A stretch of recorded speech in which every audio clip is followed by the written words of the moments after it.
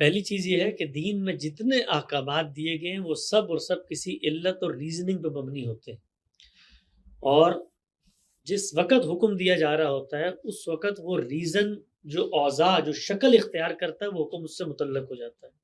احکام بالعلل ہوتے ہیں، اس کو ہماری دینی فقہ کی اصطلاح میں اس طرح سے بیان کیا جاتا ہے۔ اصل چیز ہے مال۔ مال آج آپ کسی اور چیز کو قرار دے دیں، مثلا انسانوں نے اپنے تعاملات سے سونے چاندی کو مال قرار دیا تو وہ مال بن گیا، اس کے بعد آپ نے کرنسی نوٹ کو مال قرار دیا، وہ مال بن گیا، اس سے آگے بڑھ کے آپ نے کرپٹو کو مال قرار دیا، وہ مال بن گیا۔ کل ہو سکتا ہے آپ کا سوشل بیہیویئر اور کریڈٹ اسکور مال بن جائے۔ تو احکام ہمیشہ علت پر مبنی ہوتے ہیں۔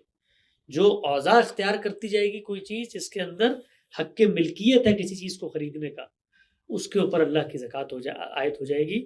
بڑا دلچسپ واقعہ ہے، دارالعلوم دیوبند کے ایک شیخ الحدیث تھے مفتی محمد حسن صاحب، اللہ وحید الدین خان نے لکھا کہ اس وقت انگریز بر صغیر میں آئے نا، تو کسی نے ان کو فتویٰ لکھ کے بھیجا کہ حضرت یہ کرنسی نوٹ آ رہے ہیں اور یہ تو خلاف اسلام ہے، اس لیے کہ اسلام میں تو صرف سونا اور چاندی بن سکتا ہے سمجھ، تو آپ اس کے خلاف فتویٰ دیں۔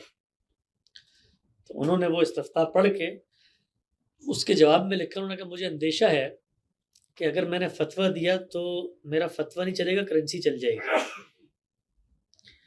تو اس وقت بھی جو ہم زکوٰۃ دے رہے ہوتے ہیں کرنسی پہ، کیا ہمیں پتہ ہے کہ اس کرنسی کے پیچھے اتنا سونا پڑا ہوا ہے؟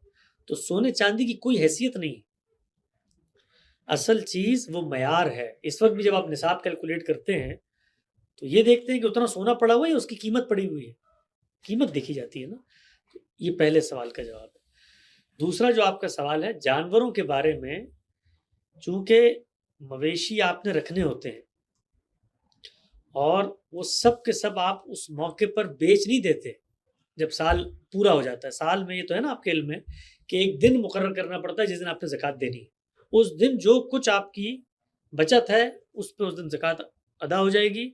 البتہ جو آپ کی آمدن ہے وہ جیسی جیسے ہوتے جائے گی ویسے ویسے زکوٰۃ عائد ہوتی جائے گی، چاہے وہ ہفتے بعد ہو، مہینے بعد ہو، 6 مہینے بعد ہو، البتہ ادا آپ اس کو سال بعد کر سکتے ہیں۔ تو بچت کی زکوٰۃ سال بعد ہوتی ہے۔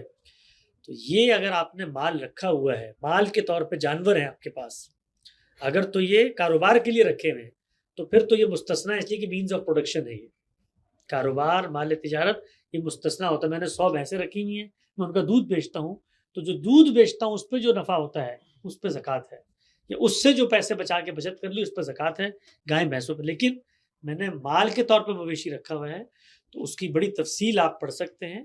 اللہ کے پیغمبر نے سنت کے ذریعے لکھوا کر اس کو آگے منتقل کیا، میزان میں بھی دیکھ لیں، اس میں یہ بتایا کہ انہی جانوروں میں سے اس کو طے کر دیا ہے کہ کوئی بنت لبون ہوگا، کوئی چھوٹا جانور ہوگا سال کا، کوئی دوندا ہوگا، انہی کو اللہ کے راستے میں تم قربان کر دو، تو وہاں پہ پرسنٹیج نہیں۔